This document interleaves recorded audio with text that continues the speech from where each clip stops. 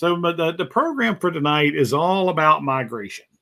There's a lot of misinformation out there about migration. There's a lot of beliefs. I tell the story that many years ago, I had to go on a morning station here gardening program here in Kansas City, because the guy swore up and down that his buddy shot a goose one time, and when it hit the ground, he went to pick it up. There was a hummingbird clutching to the back of the goose. So hummingbirds migrate on the backs of geese. Absolutely false.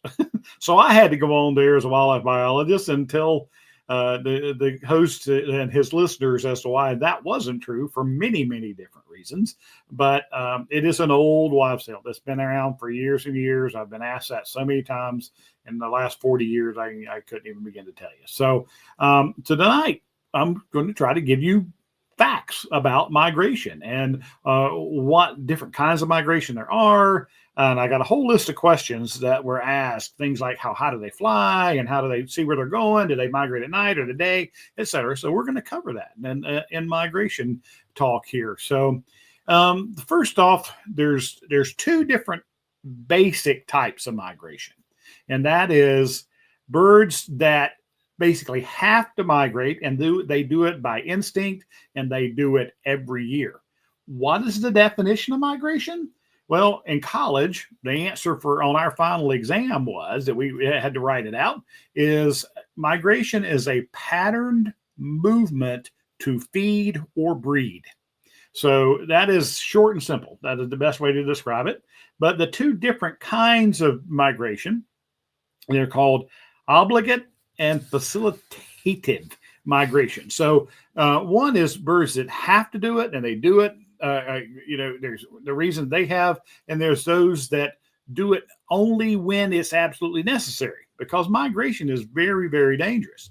So what are examples of one that, let me see, pull this up here, that they have to do it every year. And it's probably one of the best examples that we can think of in our backyards. I mean, the dark-eyed juncos are so famous for being here in the winter, but not here in the summer. It is far south. And these birds do it every year. They migrate thousands of miles, and they end up in the same backyard every year, or really, really close to that.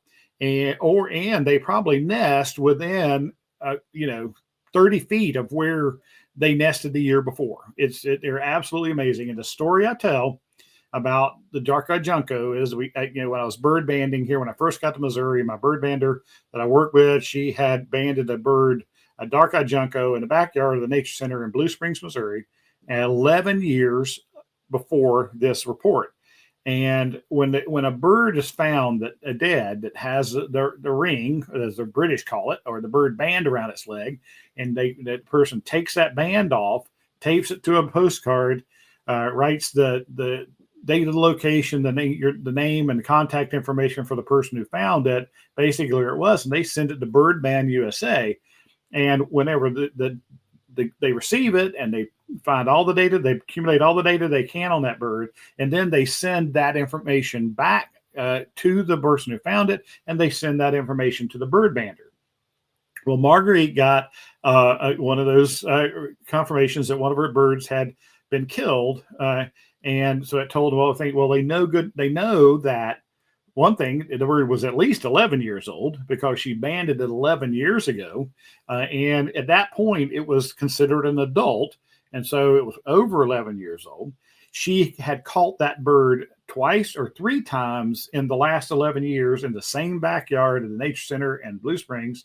This one was found dead 11 years after she originally banded it. And it hit a window at a house 100 miles north of Edmonton, Alberta, Canada. So we know that this little tiny bird that weighs just a handful of paper clips in your hand was making this journey every year to somewhere over 100 miles north of Edmonton, Alberta, Canada, to this backyard in Blue Springs, Missouri, for 11 years, back and forth. Now, we've learned a lot about migration and about how birds navigate and when they did, and we'll talk about some of that. But how they find that exact backyard every year, how they find that little patch of ground that they nested in every year, it's still a mystery. We don't know exactly how they do it. There's lots of theories out there, but it's truly amazing that they can do this. So the dark-eyed junco, and you think of ruby-throated hummingbirds. We think of Baltimore Orioles, birds that we know in our backyard every year. They have to migrate. Why? The Magnolia Warbler is an example. Well, why do this obligate migration? Why do they have to migrate? Well, their bodies tell them to. So, and the reason that these birds do now, the magnolia is an insect-dependent bird. Now, it can eat some berries in the fall and things, but it mainly eats insects. So there are no insects available to it in this breeding grounds up in, put up the range map, way up here in Canada and the northern tier states and the boreal forest up here and the northern North America. And in the winter, there are no insects. So for it to have insects available to it, it migrates south, and it's considered a long distance migrant because you can see that it winters as far south as right at the tip of northern South America, and they spend the winters down there, and they spend the winters in things like shade grown coffee plantations, very, very important places. In the Caribbean islands, they winter all through there, but there are insects all year long down there. But they return to their nesting grounds every year. And the question invariably gets asked, why don't they just stay down there where there are insects all winter long? And it's so funny because we think of these birds, I saw it written in one of the things I was reading, and that we consider them our birds. Obviously they're our birds, but the truth is they spend a lot less time up here than they do down there because the breeding season is pretty short, and as soon as they raise their young, then they head back out. They head back south again. Well, the reason they don't stay down there in the rainforest and nest is it's simply because is as rich an environment as the rainforest is, it cannot or it could not sustain the pressure of all the birds that live there, do stay there all year long and have to raise babies and have to have insects and have to have the fruit that they need and everything from there. You add the pressure of all those birds that migrate and nest up north to that, and it would be too much, even for the rainforest. Well, the other part of it is these birds have evolved to time their nesting with their perfect food. They are some of these warblers, especially, they time their nest whenever a certain budworm every year erupts. Whenever the buds start opening on plants and the worms, caterpillars hatch and they're attacking those, and it provides all this food. And for that bird to raise 5 hungry mouths or 4 hungry mouths, it needs a lot of food, and it needs a lot of those caterpillars and things to feed their babies. And remember, the insects are the source of calcium for growing baby bird bones. So depending upon what kind of bird you are, you usually have a specialization, especially during the nesting season, for a certain type of insect. So things like, the Magnolia warblers will nest in a certain kind of tree, and the yellow rump warbler will be right there in the same forest, but it'll be nesting either lower in the tree where a different type of insects hatches, or in a different tree in the same forest, because we call it partitioning of the resource. They specialize into certain feeding areas and there's certain insects, and they count on them every year. So one thing that ties into this, and the question that's on this over here, is how do they know when to leave? How do they know when to start their migration north? How do they know when to start their migration south? And so much in the bird world, it says it is a lot, and wildlife in particular, it's about day length. The shortening of daylight hours, the lengthening of daylight hours trigger these instincts. These birds have been doing this forever. They're a millennium, and they have their migration routes that they have been following for ever, and they follow the same ones, and that leads, of course, to the question of how do they migrate, when do they migrate, all those. Well, most songbirds, the birds that we have in our backyard that we lose and we gain, the hummingbirds, the orioles, the tanagers, those guys, almost all migrate at night. Hummingbirds are an exception. They mainly migrate a lot during the day. But how do they navigate? Can they? The question here was, can they see in the dark? I mean, are they? Well, no. Most of these birds cannot see very well in the dark. So how do they navigate? And we know that they navigate by the stars. They have little metal shavings in their bills that helps them orient to the magnetic poles and migrate that way. There's and they count. We have so many collisions with birds and radio towers and buildings and things like that, because they don't have nocturnal vision. They're not seeing things very well, and bright lights it can hurt them. They'll head for the bright lights and wham, they'll hit a radio tower, or wham, they'll hit a skyrise building in a city. And that's why I've talked about it several times about the lights out program, turning out your lights during migration is so important at night. And there's a lot of groups that work in cities to work with skyscraper owners and stuff to, at least during peak migration, to turn their lights off in the skyscrapers at night and things.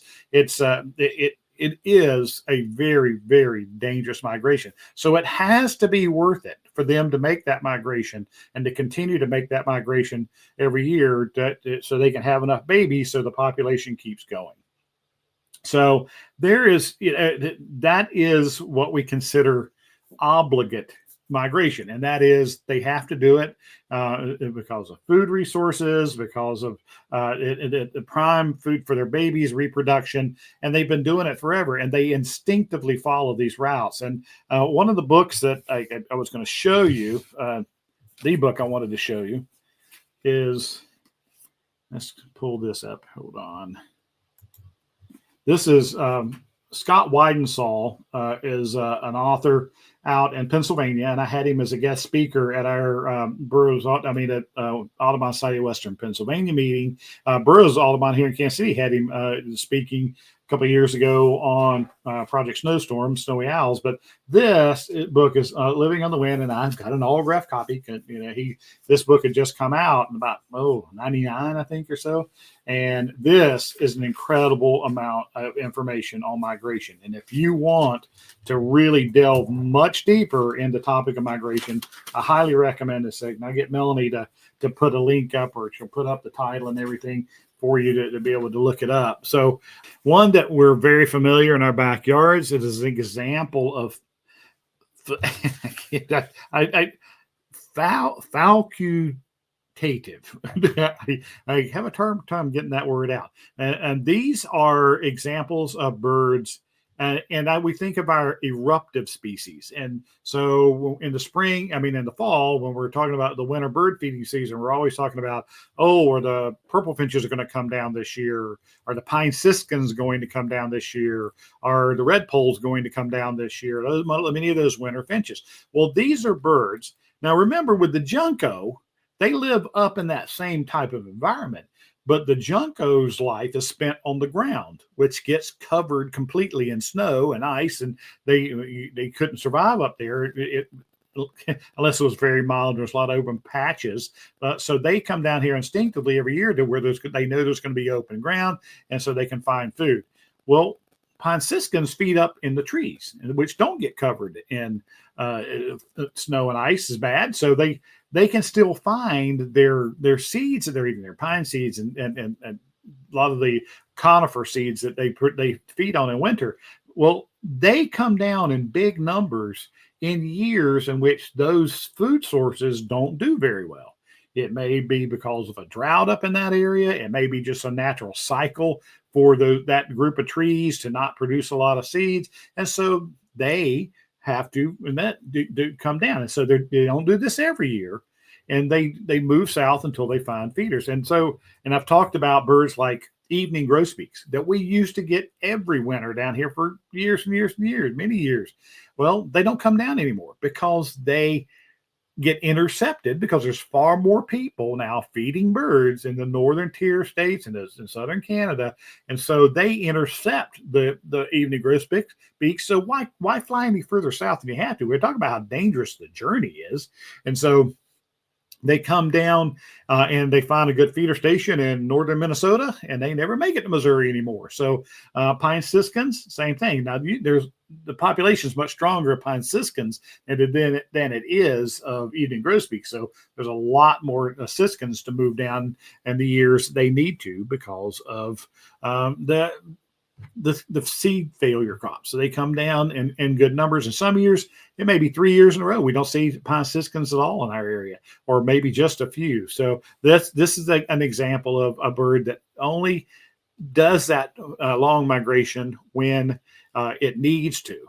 And then there's an interesting one that I wanted to put in here, and that is those birds that don't migrate very far.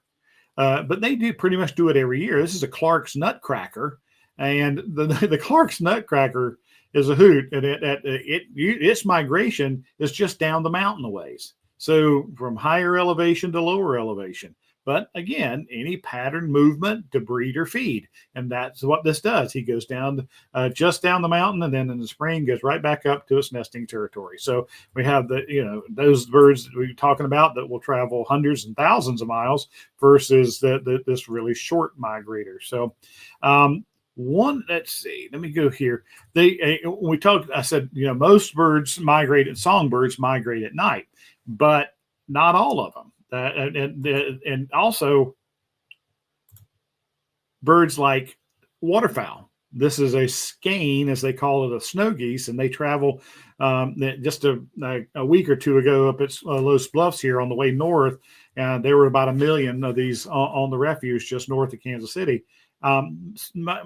Snow geese and other waterfowl primarily migrate during the day because they don't migrate they don't navigate by the stars. They don't navigate by the time of day, etc. They migrate generally by geological features like rivers, and that's why their flyways are mainly majority of them are they follow that major geologic formations like mountain ranges and rivers, and so they're migrating during the day, and they're following these, and there's tons of them. It's just they come in, and they're great examples of a different style of migration than songbirds who migrate mostly at night.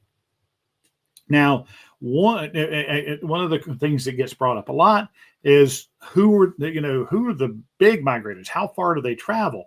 Well, this little bird right here, this is an American Golden Plover, and the American Golden Plover is truly one of the champion migrators. They are small shorebirds, but they nest up at the top of the world, and they spend their winters at the bottom of the world. So this is their range map. You can see this is where they nest up in very northern North America, Alaska, across there. And down here in the blue at the very bottom, in the open grasslands of Brazil, is where they go to winter. My goodness, folks, that is a many thousand-mile trip. Let's see. I had it written down, I think, of the total mileage on it. I don't have it here in front. I don't have it right here in front of me. But you can tell that's right here. You got it? Nope, that's the other one. Okay, I'm going to get to that one next. Sorry. But it isn't the champion migrator. Now, for its size and the distance it travels is truly amazing. But the champion of all migrators is this guy. This is an Arctic tern. Now, the Arctic tern in 1 year travels 49,700 miles. That is enough to circle the planet twice in a year. And they fly from their nesting grounds, and I'll pull this map up again because the other map wasn't great, but they nest similarly up there at the top of the world, and it's very in some of the, I've seen them on the islands off of Maine with the puffins. They nest up there at the top of the world. Well, when they migrate, they make this giant figure eight, and that is they travel over the ocean almost the entire way, but they go down to the southern tip of Africa in the winter, and then they make their way back up, and it's like a big giant figure eight that they fly, and they are the champions of migration. So it's amazing, and again, it's an amazing topic that you can get into heavily. Now people ask, one of the questions that was on here is how high do they fly? Well, a bird like an Arctic tern doesn't migrate that high. It is oceanic and over the ocean, but some of the geese that migrate during the day, they've had commercial airplane pilots witness some see them migrating as high as 23,000 feet in the air, and that's far contrast to a hummingbird that migrates about 4 feet off the ground or 5 feet off the ground. So it is such a wide variety. It's so hard to answer that question, like how high do they migrate? Some are very high and some are not very high. And then how can they do that? They have to use the wind. They have to learn to not flap their wings as all the time, because they would run out of energy. Some of these birds have to flap their wings all the time. Some of them, like hummingbirds, when they make their jump across the Gulf of Mexico, they double their body weight, and then whenever they land on the other side, they're less than what their original weight was. So imagine yourself doubling your body weight, eating enough to do that, and then after flying that long and no stopping whatsoever, you've lost all that body mass down to less than what you originally weighed when you started fattening up. So they have to have fat reserves. They have to take advantage of it.